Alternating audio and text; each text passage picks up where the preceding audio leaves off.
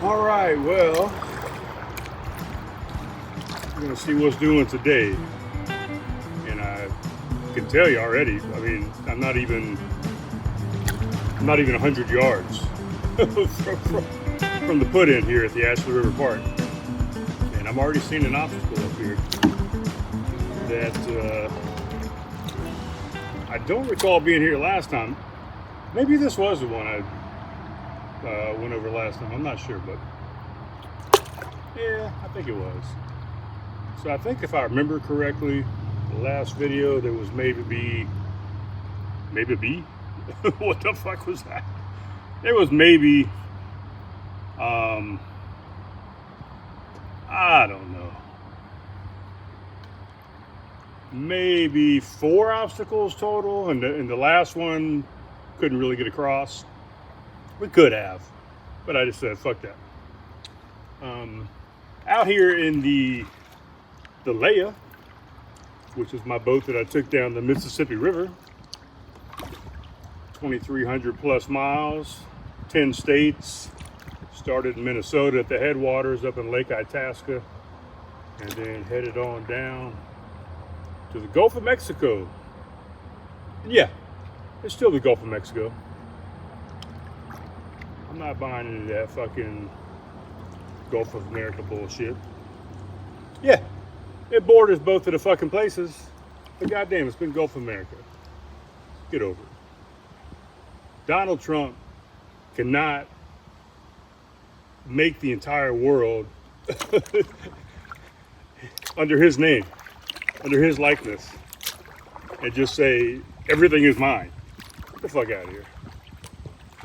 So anyway, what time is it? It is goddamn, it's 2:15ish on Monday, July 6th. Hope everybody had a great 4th of July weekend, Independence Day. Yes, I know, trust me, I know. It was the 250th anniversary. I'm sorry, I've never been real big into, hell, not even my birthday, much less the 250th birthday of the nation that I was just lucky enough to be born into. I had nothing to do with it. It's hard to be proud of something that you had no control over, you know? I'm happy that I live here, but I can't be proud. I didn't earn it. I didn't do anything to become a citizen of the United States. Now, you know, some of these people that are coming in from other places, you know, from Mexico, from Canada, wherever the other 195 plus countries of the world, if they come in and become a citizen, yeah, then that's something you can be proud of. Hey, I got out of whatever bullshit I was in. Some people got out of some good shit that they were in and just wanted a change of scenery, you know. But yeah, if you came over here and you escaped some turmoil and you did all the things that you needed to do and you took the test and you waited the amount of time and whatever all the bullshit is, and you did that, yeah, then that's maybe something you can be proud of. You can now be proud to be an American. But anyway, I digress. we are back out on the Ashley River, and we're going to see if some of these hazards have gone away. You know, what did I do for the weekend? Well, let's think about it. On Friday the 3rd, what did I do Friday? What did I do Friday? Yeah, Friday, I was supposed to go out and do a paddle out in the Charleston Harbor. And I don't think, yeah, I guess I did loosely talk about it on the last podcast, but I was going to go out. Let me turn this around here while I'm talking to you, you know. I was going to go out to, and I'm not fucking with this camera all goddamn day. All right, so this is the angle you're gonna get right now, and it's good. You know, you got a little bit of river over here, back here, down there. You got me right here. You know, wearing a regular hat. But anyway, my plan was Friday morning to go out and do a paddle of the Charleston Harbor.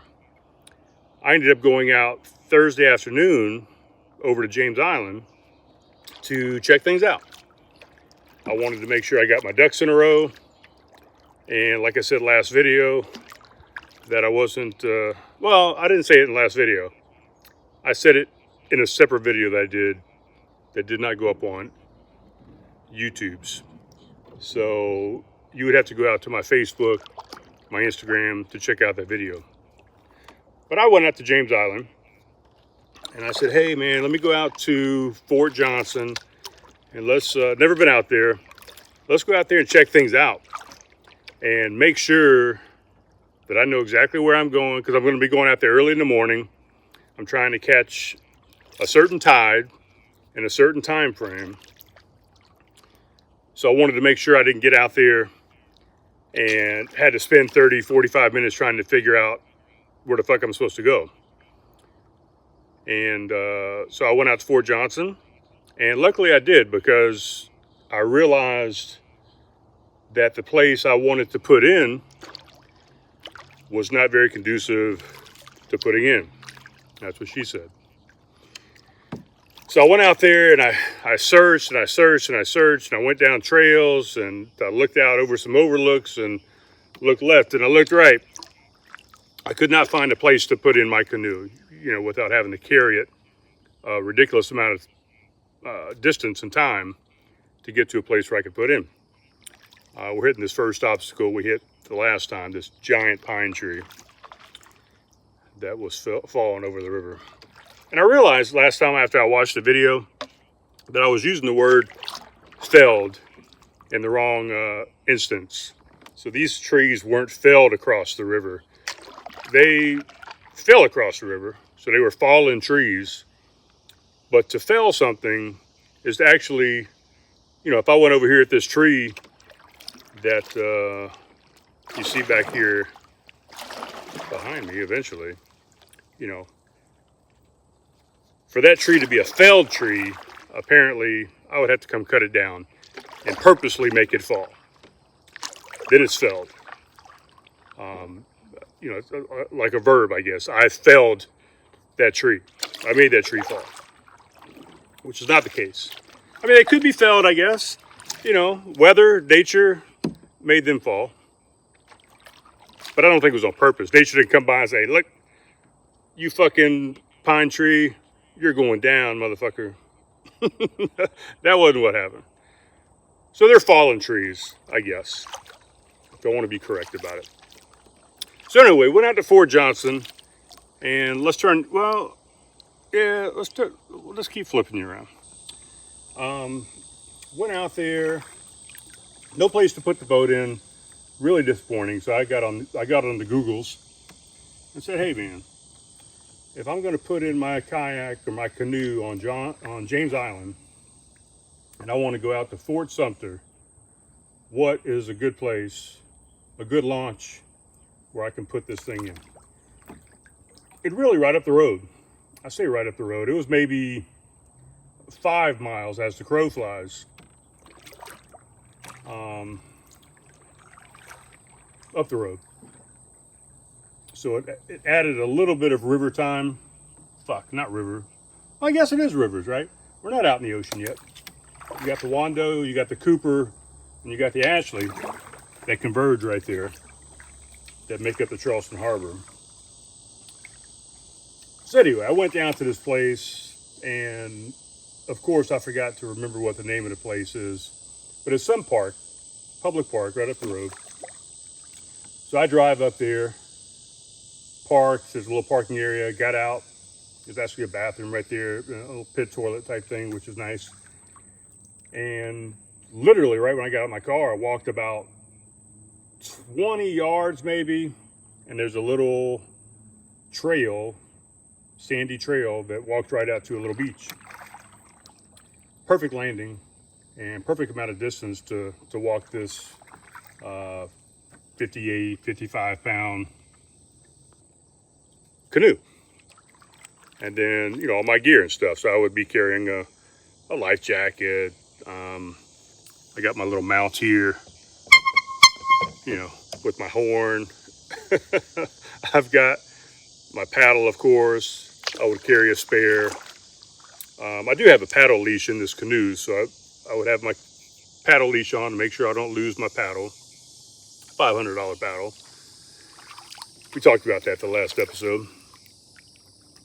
And I would have my VHF radio. I'd have my manual bilge pump, my sponge for bailing, probably my cooler, just to put a little bit of weight up at the bow of the boat. And what else? I don't know, maybe a little dry bag with my shit in it. Maybe a towel, you know, my keys, my wallet. Of course, my life jacket, or what they call the professionals would call a PFD, professional flotation device. I've got an emergency whistle in there. I would also carry me an air horn.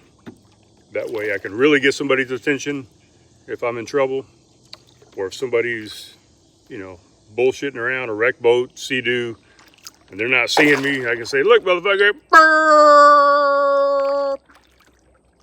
Watch where you're going. Anyway, so I went out, scattered it all out. I did a little video. Like I said, I put it on Facebook and Instagram. If you want to go out there and take a look, you can see exactly what I'm talking about. I decided that I was also going to do pretty much, I think I talked about this in the last video too, but I absolutely 100% decided I was going to do Castle Pinckney as well, as long as the weather was cooperating and I felt safe going across the channel. But like I said, I've gone across some big open bodies of water, some lakes that pretty much you would think you're in the ocean, in the middle of the ocean. It actually was in an ocean, I guess, you know, the Gulf of Mexico. So I scattered it all out and I kind of routed it, and it was about 1.5 miles from the beach out to Fort Sumter, and then another couple miles out to Castle Pinckney, and then another couple miles back to the landing. It's going to be about a 6 mile, roughly, round trip. Man, it's beautiful out here today. Let's turn you around. It's about a 6 mile round trip, and it was going to be perfect.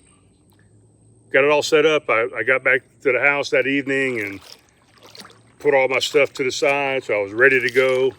I was going to leave about 8 a.m. in the morning. Take about roughly an hour to get out to James Island, you know, barring some traffic issues.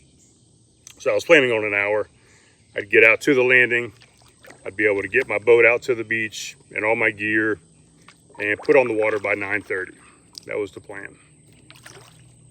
And then my plan was to be off the water by about noon.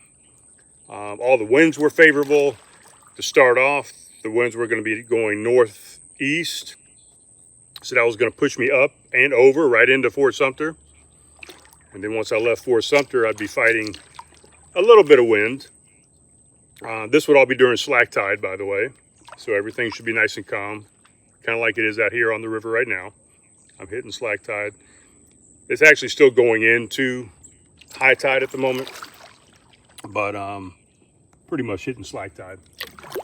So I'd be hitting slack tide, circle Fort Sumter, start heading out to Castle Pinckney against the wind, but the wind was only going to be like 3, maybe 4 miles an hour. And then if I decided to circle Pinckney, that of course would take me a little, you know, the island there, Shoals Island, that would take me a little bit extra time. But I could just hit the point of Castle Pinckney, spin right around and just head right back to the shore. At that point of the day, the winds would have been going about 4 to 5 miles an hour, pretty much straight to the east. So now they're pushing me right back to the shore. So it was a really perfect day. Well, I got awakened, I guess, at 4:30 in the morning.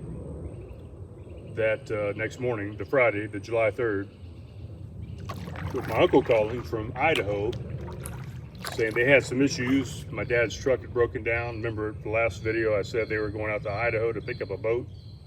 Well, they got all the way out there, zero issues, picked up the boat, got some work on the boat trailer, had some new bearings put on it, had new tires put on it, got it all roadworthy.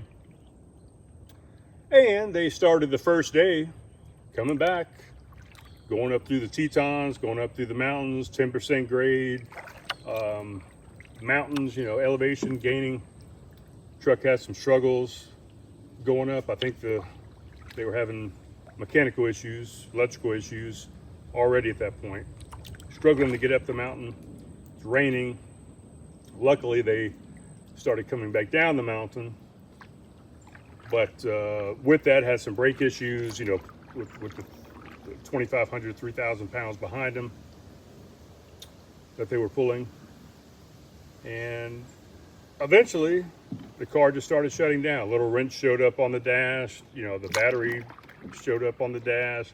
All the lights started popping up. Things started failing. Radios, displays, all this stuff. And eventually just shut all the way down. Next thing you know, they luckily had pulled off to the side of the road to the shoulder, and they were stranded. So my uncle gave me a call and said, hey, we need some help. 4th of July weekend, this is the morning of July 3rd, 4:30 in the morning, 2:30 a.m. their time. Yeah, so pretty much nothing we could do at that moment. God damn it, I think we're gonna be stuck over here. What the hell? Look at all this stuff up on here. Let me take a look at this stuff and then I'll get back to the story. Put a pin in that. We're on the side of the road, right on the other side of Idaho, across the Wyoming border. All right, let's see if we can get through this mess of stuff here. It looks like just some dead weed. All right, that was a little stiffer than I thought right there. We might get an impasse here, guys. But we're gonna see if we can just power through. And we're really not. It seems like the river has pulled every piece of log and every piece of river down into this one spot and made like a goddamn beaver dam. We're gonna see here. I wish I would have brought my other paddle, because my other paddle is a lot more stout, and I wouldn't be so worried about maybe breaking it. God damn. Yeah, this is a little ridiculous. But we're gonna see if we can get through here. I didn't come out here to do a goddamn half-a-mile paddle. If we can get through here, we can get through the other side. I mean, we can get through coming back. God damn it. All right. There's a bunch of bullshit stacked up right. Why did it all get stacked up right here? All right, we're gonna try and come around, cut this angle, and go right through here, over the top of the shallow, goddamn, shallow.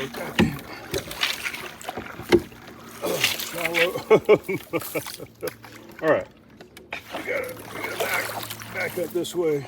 We gotta make a sharp right turn, or sharp left turn. God damn it. We're gonna go into this tree. And just like that, we are out the other side. Let's go back to the selfie mode here. So, a little rough right there. Been through worse. Wasn't really the perfect scenario to be able to get out the boat and kind of walk around it, you know, walk over the tree, the log, pull the boat through. Wasn't a whole lot of stuff to stand on. I mean, that was all just loose debris that just kind of gathered in that area. But, you know, we did it. Worked up a little sweat. I mean, goddamn, what's the temperature right now? We are at, I'm gonna tell you, 93 degrees, and I don't know, where do I get the feels like temperature? Let's go. Wow, I'm about to run into a tree over here.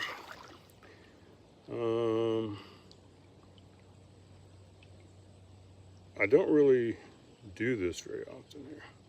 So chance of rain, 15%. Dude, I just want to get some more information here. Winds are 5 miles an hour going in my direction. Sun protection, it's at a UV index at a 7. Why can't I fucking... Conditions, temperature, maybe that's what... 93, okay, 93 feels like 94. God damn, that took forever, guys. I'm sorry. Thanks for sticking with me. So yeah, worked up a little sweat. Got some nice shady spots around here. We're gonna start to move a little bit. And yeah, we got some humidity. Got a little bit of exercise back there trying to get through the fucking beaver dam. But now we're moving. So where were we? Had to cancel my paddle trip. My dad and my uncle are stuck on the other side of Idaho, right over the Wyoming border. I think I might have said West Virginia again, like I did in some other videos.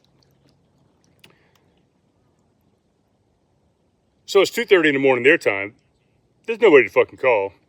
They were able to call and get a tow truck, so they were able to tow them down. There was nothing open to tow them to, and the garage wasn't open, and they have no area of land to park a boat and a truck. So they essentially got parked on the side of the road with a little turnout, so they at least had some room off the road a little bit. They weren't just like sitting on a regular shoulder. And they basically were going to sleep in the truck and in the V-berth of the boat until they could get some shit set up first thing in the morning. So I said, all right, let me call my brothers, call both my brothers, got my mom up. We all gathered at my mom's house and discussed what our options were. You know, we pretty much kind of like a meeting, right? We threw up a whiteboard and said, okay, here's our process improvement board. Let's brainstorm some ideas and throw them out there, and let's kind of drill down into the best solution for this problem. So that's what we did. And basically, eventually came up with the idea, because being a holiday weekend, everything was shut down, everything was closed. They couldn't get a part for the truck for at least a couple of days, maybe 3. Today's Monday. Still haven't heard anything about a part. So all the hotels were booked up. And if they weren't booked up, they were $500 to $1,000 a night. And, you know, nobody was putting up with that bullshit. So we decided, let's get them on the first plane out of there, get them safe, get them back to South Carolina, and we'll deal with the vehicles as we can. Let's get them safe. Let's get them off the road, not sleeping in the car or in the boat. And we can either get back out there to continue the journey, or we can somehow get a transport and just get that fucking vehicle out of there and the boat out of there, get them shipped back, whatever the cost. Cost wasn't really an issue. So that's why I had to skip my paddle. Well, I was going to get up and do it, and we got them all back, by the way, and we're still working on the transport of the vehicles, but they can just sit there, and it's not a huge priority. My dad's making it a huge priority, but it's not a huge priority. What did I do over here? This is one we went around to the left over here last time. We could scoot under, and maybe we'll do that. I'll give you a look at what we do when we limbo under a fallen tree. So wasn't able to do it. Had to go pick them up at midnight that night. They got in from Jackson Hole, Wyoming. All right, let's focus here. We're gonna come under this. We're gonna have to slide way down. You point the paddle, you duck, and you get the fuck out of there. And we're done. And then I hit a branch right here. Oh, it's in my face. All right, that's how you do it. Sometimes you just limbo. Sometimes you go around. You know, you find a left or a right. You know, the tree doesn't fall all the way across, and you got a little bit of room on one end or the other. Or you've got the limbo. If you don't have enough clearance to limbo, then you got to make a decision. You know, if you're lucky enough to have a chainsaw, then you just cut through that bitch and you just press on. If you're dealing with some smaller branches and limbs, you carry a handsaw with you, or you carry a hatchet, and you deal with it that way.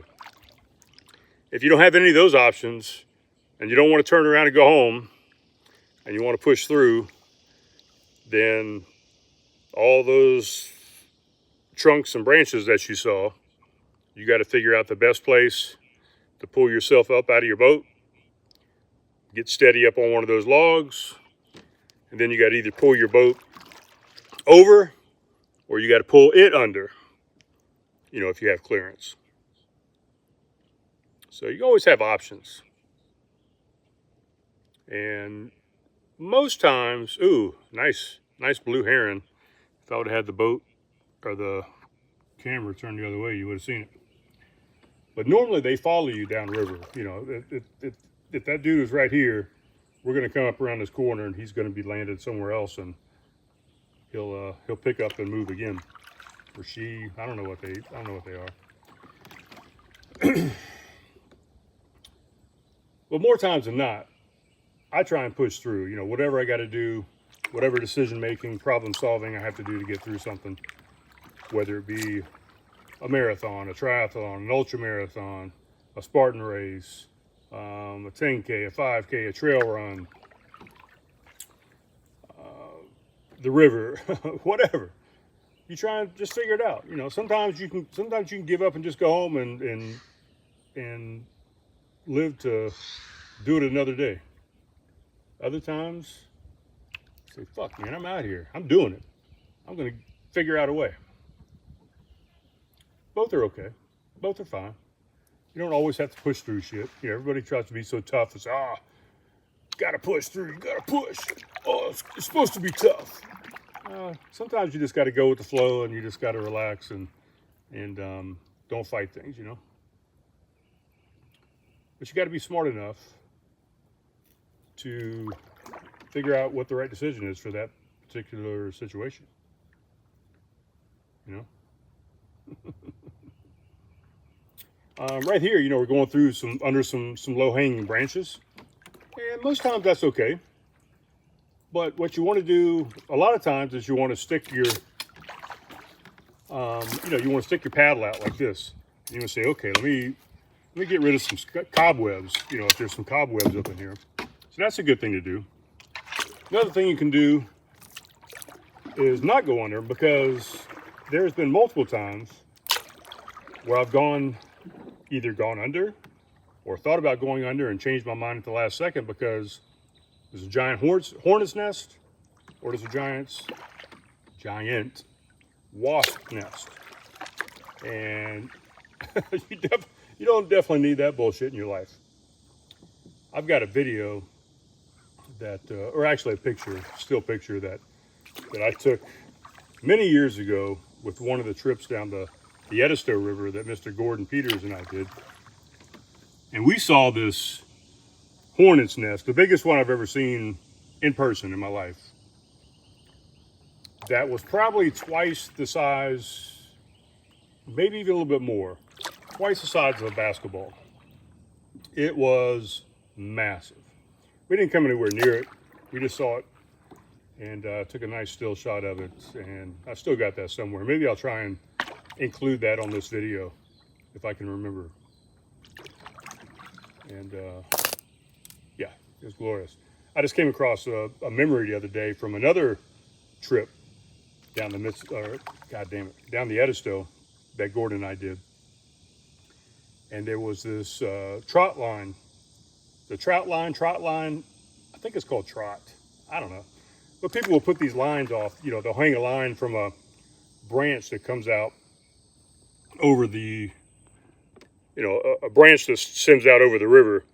They'll tie a line off of that branch and drop it with a lure, maybe a treble hook, a worm, or some kind of live bait or something. They'll just let it sit there. They'll boat off. They'll come back later, see if anything bit on that.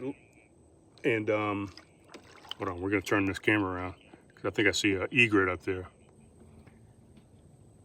And you know, god damn it, he flew off while I was switching the camera. All right, well, he'll be up there. Oh, there goes the blue heron. I should have turned the camera that way. We'll get it. But they'll put that line down and they'll come back, you know, a couple days later and see if anything got hooked, anything's hanging out. Well, we come across this one trot line, and Gordon paddled over to it, pulled it up out of the water. Very tough to pull out of the water because there was probably a 15, 20 pound catfish tied up on that line. We let it go, we didn't let it go. We dropped the line, put it back in the water because somebody had put that there deliberately to catch that fish. And we weren't gonna steal somebody's fish. So we just dropped it back down in the water. But probably the biggest catfish I've ever seen in person as well. So, you know, you never know what you're gonna see on the river. That's always our motto. You just never know what you're gonna see on the river.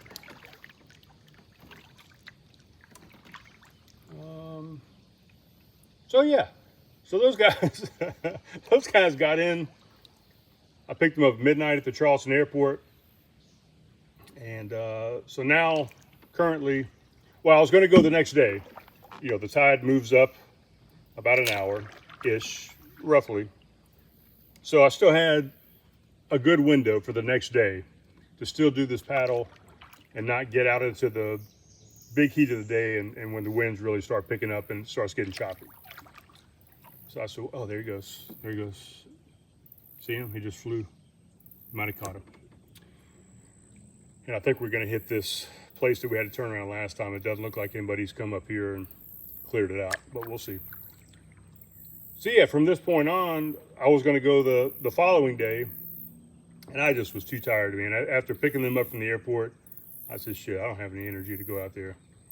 And you really want to have some energy when you're going to go out in the Charleston Harbor and not get out there all tired and not at your best, you know. Although there was numerous times on the Mississippi River I was not at my best, whether I had COVID, which I did at the end, the last quarter of the trip, or whether you drank too many beers, or you're taking too many hits off a THC pen, weed pen, whether you didn't get any sleep, whether you had heat rash all up and down your back. bug bites. I mean, all kind of things that made you not at your best on that river. And I think we're at an impasse. This is the same obstacle from last time. I thought maybe somebody would, but this is a big mess. But I thought somebody maybe would have come through here with a chainsaw and tried to figure it out. And you can see, we'll get up here and show you. You can see, you know, right here in front, somebody tried to start cutting through, and I think they finally just said, you know what? This is a bunch of bullshit. And we just need to fucking give up. There is, you know, if I'm looking right up here in front, right up through here, there's maybe a small chance I could pass through there, under there, and I would be in the clear to kind of come out that backside. I'll show you. I'll get up. I'll get up in there. I'll get up there. So I could maybe get up in here and come out. But the only other option, and the other thing, you know, when you're going under these branches, when you're going under these limbs and trunks and stuff, you want to make sure there's no snakes kind of sunbathing coiled up on top, and you're not going to have a snake, you know, drop into your boat, which is not uncommon. But you know, if you look, you know, I could definitely squeeze under this branch. But what is up there once I squeeze under this branch? Let's take a look here. So if you look underneath, there's another branch. Like, I've got my phone underneath. So if I slide underneath here, I could come around over here to the left and I could get out. So it's just a matter of if I want to. And you know what? I think I want to. Oh, got some spider webs going on here. So I've already got my phone in a situation where I can get underneath there. So let's see if I can get my body underneath there. Well, I'll tell you what. Let's turn this around so you can see what's going on here. So I just put my paddle, you know, straight out in the boat. So that way it's not getting hung up on anything. I'm gonna pull myself up underneath here, and I'm gonna angle. Oh, I don't think I can do that without tipping the boat too much. So we're gonna do a different angle here. And I've really gotta let my seat back down a little bit, so that way I can lay a little bit flatter. There we go. So now I can lay flat. Oh. And we're under. And you know, you make a mess when you do that, but we're under. Now we pull our paddle back out, and we're gonna slide. You know, the only bad thing is you got to do that one more time on the way back. So now we're going to spin around this other log here without going into it. Or this other, it's not really a log, it's a branch of the other tree. And push ourselves around. Do a little bit of this, a little bit of that, do a little back paddle right here, and there you go, folks.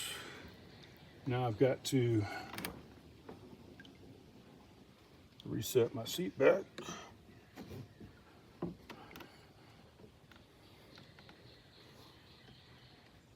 And get my support. And there we go. We made it. we made it. There's a flip-flop just past. Somebody else might not have made it. But there's a little flip-flop over there. Like somebody, it was a single flip-flop, so it's like somebody flipped and then they didn't flop. We're gonna see if we can get some of this water. Clean my arms off a little bit.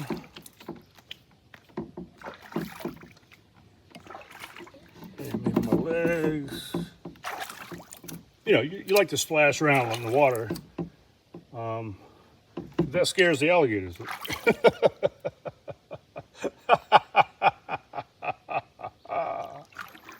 All right, let's see how far we can get now. Let me redo my phone here, make sure it's stable. So let's see how far we could have gotten the other day if we would have just made the decision to go underneath. A little bit easier in this boat because I've got a little more adjustment, even though this boat is a little more out of the water, you know, as far as being out of the water. There's a little bit more boat above the water level.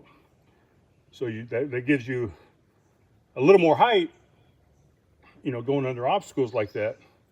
But the advantage is I've got this fully adjustable seat where I can pretty much lay down. You know, in my kayak, it's got kind of I can pull the seat back forward a little bit to give me a little more upright position, you know, for better paddle stroke and things, but I can't really lay it back like I just did, you know, and go flat. So I'm kind of, there on another blue heron. I wouldn't really have been able to go flat and get underneath there as nicely as I just did. Although it might not have looked very nice, that was a pretty good little underneath, little limbo. So let's just see how much farther we can go. And I probably won't take you back with me on this trip. You know, we're gonna go as far as we can till we hit another obstacle that either we just can't pass or I don't feel like passing. But right now it's looking wide open. We're gonna get a little speed going. Let's see if we can pick it up and take advantage of this high tide, you know. And I mentioned alligators a minute ago. You know, a lot of people say, well, what about the alligators? You know, you're out there on the river, and all the time, I'm seeing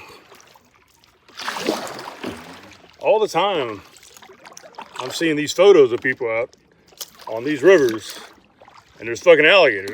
There he goes again. Damn it. I just turned the camera around. There he goes up there. You see him? He's getting ready to land again. Oh, he's going way down river now. Upriver, actually. We'll see him in a minute. But yeah, that's what they do.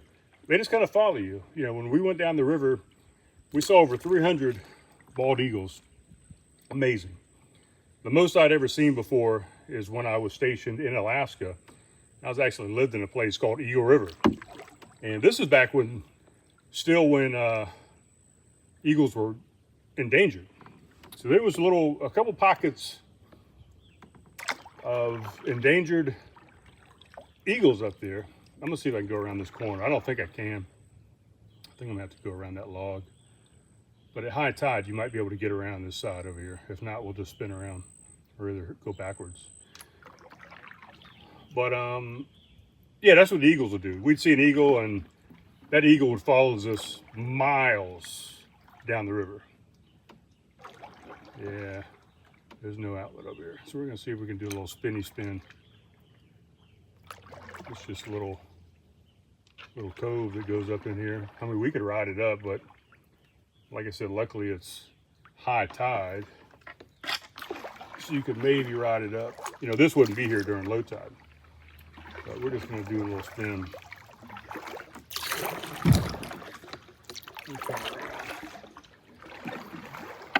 But we'd have these eagles, you know, some of them would follow you down the river for literal miles. They would pick up, they'd land in the tip top of a tree somewhere, and there's always a sparse tip top of a tree. They didn't like to land in a bunch of foliage. They wanted to have a clear line of sight to whatever they were escaping or whatever they were hunting. some nice cypresses, you know, coming up here on the side. Whatever they call those, cypress roots or stalactites. I don't know what the fuck the official name of them is, but yeah, they would follow us all the way down. But I mentioned alligators. You don't really see, which doesn't mean they're not here, but you don't really see alligators when you go upriver on the Ashley. Now that doesn't mean that they're not right underneath my fucking boat, but they're not fucking with me. Even when you do see them, and most times you'll see them going downriver, you know, toward the ocean on the Ashley, and you'll see them up at the low tide, kind of hanging out on a sandbar, on the marsh, in the mud. They're just sunbathing. They're just hanging out. Now, if you come out during mating season, maybe a little bit different situation. You know, they're a little more skittish and protective. But most times, they're just minding their own fucking business. You don't fuck with them, they don't fuck with you. But rarely, if ever, have I seen one up on this stretch of the river. Edisto River, a few times on the lower North Fork, I believe, we've seen some baby alligators. Maybe I can find that video as well, and maybe I could post that up with my hornet video and some different shit, but that we're talking about. But yeah, alligators aren't really a big issue, so just kind of put that out of your mind. And even when at the bottom of the Mississippi, we took the original path of the Mississippi, instead of going through Baton Rouge out to the Gulf of Mexico, which is highly, highly dangerous and trafficked area with commercial boats, container ships, cruise ships, river boats. You still got barges. I mean, it's got fucking everything. And there's a wreck boat thrown in here and there. We just did not want to go through there. Most people only go through there in a canoe or a kayak, you know, on a source to sea or otherwise, if they have a support boat going through with them. You know, radio communication, you always know where the boats are going, what direction they're going. They're able to call you, you're in contact with them. So anyway, we went down the original route of the Mississippi that they now, it's named the Atchafalaya Swamp. And even going down that swamp, we visually saw, there's some people over here, I think. No, maybe not. We visually saw over 75 alligators. And it was about 100, 110 miles down that swamp. That's how many alligators we saw. So that doesn't count the amount that were underneath us, you know, just fucking hanging out, swimming underneath us, checking us out, whatever. So there was probably hundreds of alligators. 3 of us going down together. We had a 4th, but he finished a couple days ahead of us. He had to get somewhere. He was in a hurry. And none of them ever bothered us. You know, we camped on sandbars. We camped on the side of the river. We paddled down the river all day long, 30 miles a day. Yes, there he goes again. He's up there skimming the water right now. Blue heron. Just keeps following us down. He'll land again and just keep going with us. It's like he's enjoying the company or something. Not one incident with an alligator. We'd pull out on the bank of the river and eat lunch, and you'd see, you know, giant pieces of the dirt and the sand and stuff moved around from where an alligator had been laying there, claw marks where they had pulled themselves back into the water, and nobody ever fucked with us. Or nobody. Yeah, no alligator. So, but you know, if you got a fear, you got a fear. There's nothing I can say that's gonna quell that fear. So you just got to do what you can do. You know, just because it doesn't scare me and I can get out on the water doesn't mean it's not gonna scare you. I got my oldest son. You know, I've been contemplating and kind of researching and looking at the Missouri River. The Missouri River actually confluences with the Mississippi in St. Louis. when we pulled through St. Louis, the Missouri River was pulling in from the west and conflued, if that's the word, I don't know. So the current picked up by like 4 miles an hour once that river flowed in. The Missouri River is, we'll get back to my son. Missouri River is the longest river in the United States. In the North America, well, not the North America, maybe it's North America, but definitely in the United States. It's 2,350 miles long, I think. And the Mississippi is roughly 2,340 miles. And some people say really that the Missouri confluences in St. Louis with the Mississippi, that you could really say that that's just a continuation of the Missouri, right? So when it turns into St. Louis and continues out to the Gulf of Mexico, which is probably about another 1,000 miles from St. Louis, something roughly around there,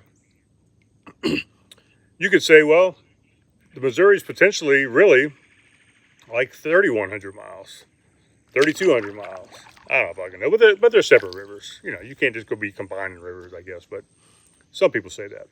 I don't say that. So anyway, I've been researching and said, hey, what's the next thing I could fucking do? So I've been looking at the Missouri. It's roughly about the same time frame as the Mississippi River trip. You know, you're looking at 3 months, 4 months. It seems like it's actually a little more challenging. So what I've heard is, and we might be stuck up here. What I've heard is if you've done the Mississippi, this is like the step up from the Mississippi. Same distance, but a lot more portages up top. I mean, you got dams that you have to go around. There's no locking through and, you know, coming in one side of the dam and coming out the other. You have to physically pull your boat out the water, carry it or roll it around the dam, sometimes hundreds, sometimes miles, hundreds of feet, sometimes miles. And sometimes you just got to say fuck it, and you got to call somebody and plan ahead and get somebody to pick you up with a truck or trailer and put you in their truck or trailer and carry you around because it's too far to portage. You could obviously do it. Fucking Lewis and Clark did it. They didn't have vehicles. They didn't have wheels. They didn't have any kind of bullshit. But it's a little bit different. I think we've built some of these dams, but they had other natural dams and obstacles. We're gonna see if we can get by here. Let's see. I'll pull you out. I think we're gonna be okay. You know, another fallen tree where the top of it is sunken in the water right here that I'm going over those pieces. And the main part of the trunk is blocking the other side of the river. So we'll come around here to the left. You can see right here.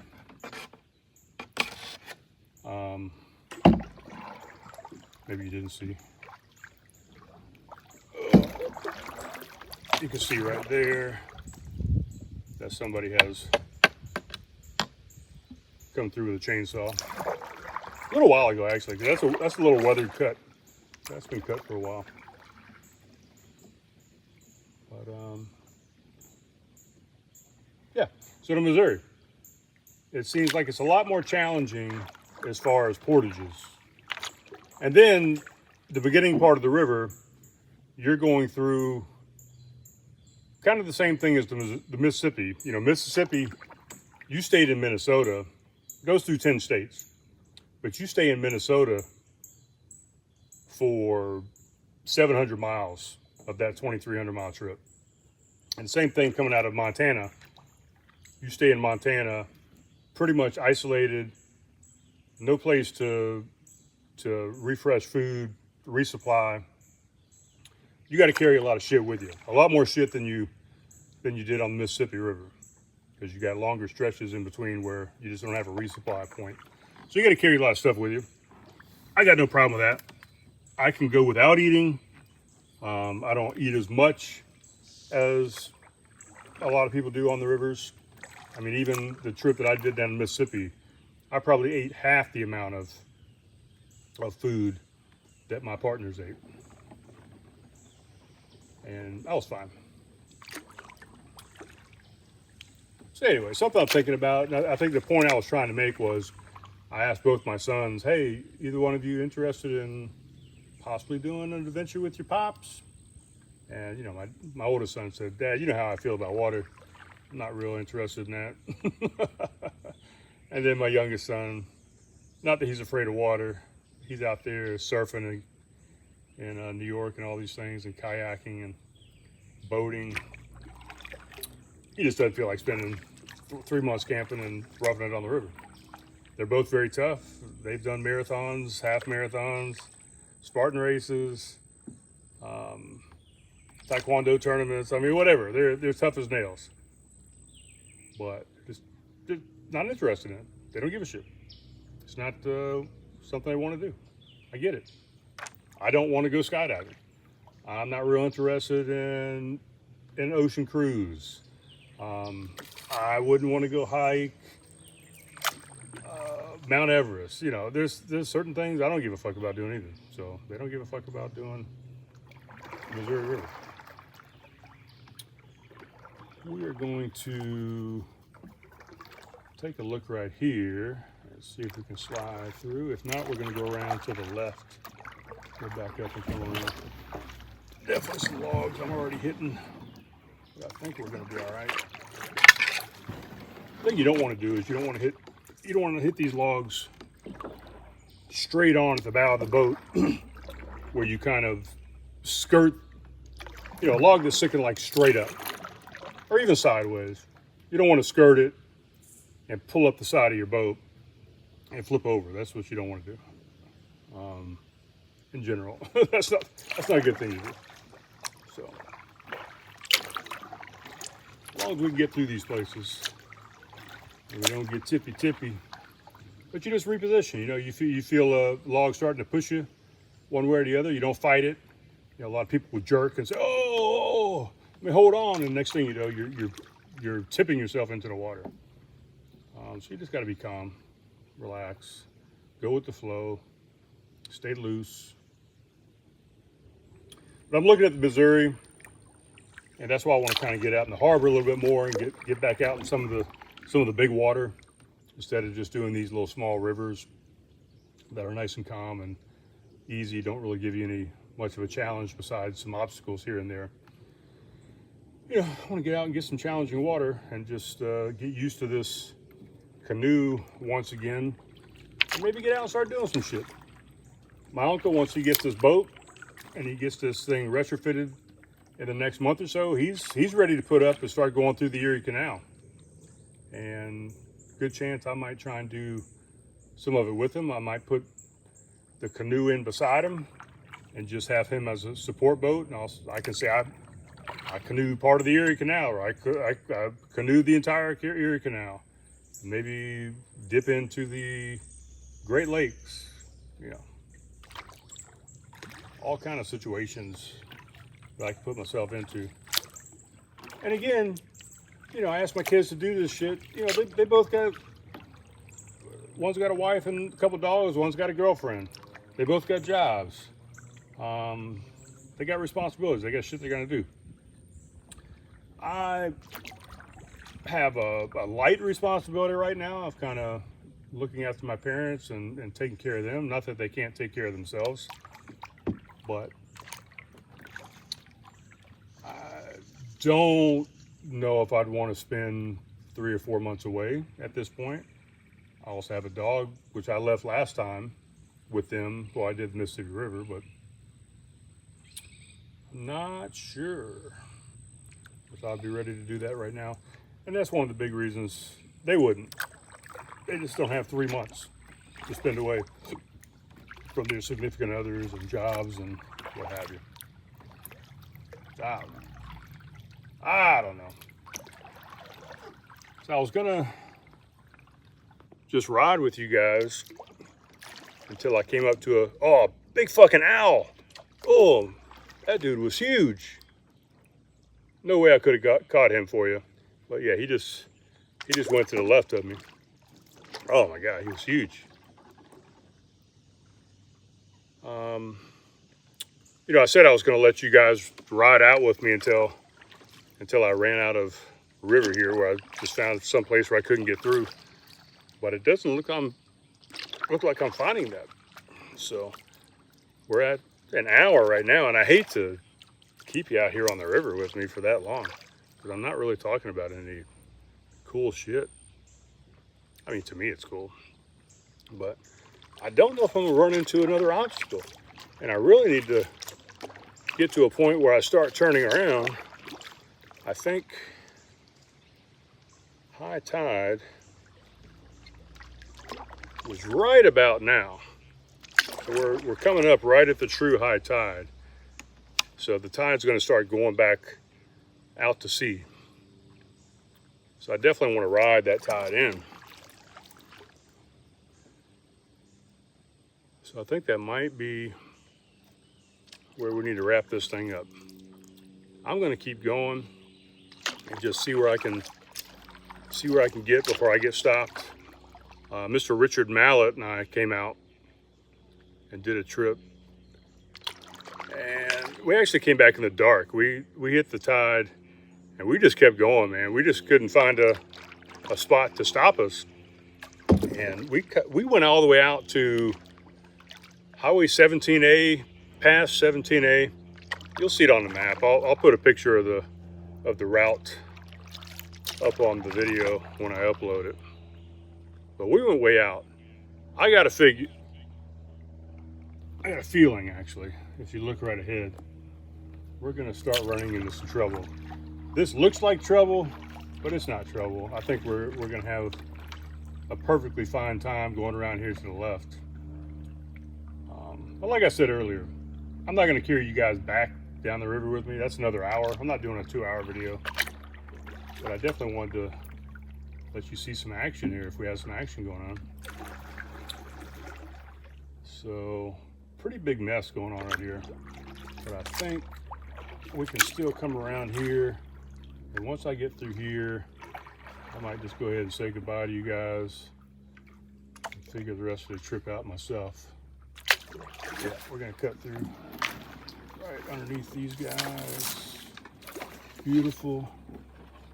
Yep, that was easy. But we're getting thinner up here. The water is going to start going back out.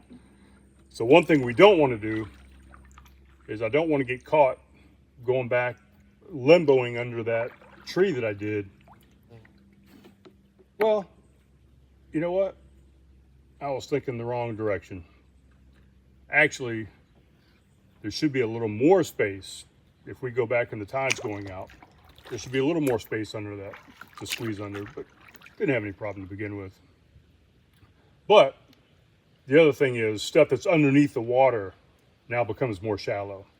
So stuff that we've been gliding over effortlessly, you know, around all these fallen trees, once the water starts getting shallow, we might not have as good of luck going over that mess in the water. You know, now you lessen the water by a couple inches, and that makes all the difference between dragging the boat or getting stuck or whatever. So we're gonna turn around here pretty quickly, but I'm gonna let you guys go. I think we did a good amount of time here. We're over an hour. We saw some good stuff. We saw some obstacles, explained how to get over, under, around. Told you what was going on with the trip with my parents, or my dad and my uncle. I think I just saw some kind of rabbit up there or something. There was some kind of animal up on the shore, on the bank. Scurried around over there to the left. But yeah, gave you the update on that. Gave you the update on the Charleston Harbor. That's probably going to be pushed, not probably, it's definitely going to be pushed to about July 12th or the 13th. That's looking like the best high tide for me. And that's going to be an evening high tide this time instead of a morning high tide. So same thing kind of happens, ooh, like right there. I just started going over this fallen tree, and now I'm stuck on this. Now I'm stuck on a log. Brian is a bumping the log. So we do this thing that we call boot scooting. You boot scoot off the log. You can push the log with your paddle, and we're off. I could get over there, but I'm not going to go any farther. But yeah, you can push yourself off the log with your paddle, but then you take a chance of breaking your paddle. So if you can boot scoot, you boot scoot and you boogie. All right. We're going to reverse course and head on back. So I appreciate you guys watching, listening, whatever you're doing, following along. Do all the things if you wouldn't mind. Like, subscribe, share with your friends. Share on Facebook, Instagram, the TikToks, the threads, the blue gorilla. I don't know what all the things are anymore. I do the YouTubes, I do the Instagrams, I do the Facebooks, and that's about the extent of my internet musings. Do a little chat GPT, but I can't load this up on there. So do all those things, and I will talk to you on the next adventure. Peace. Love you.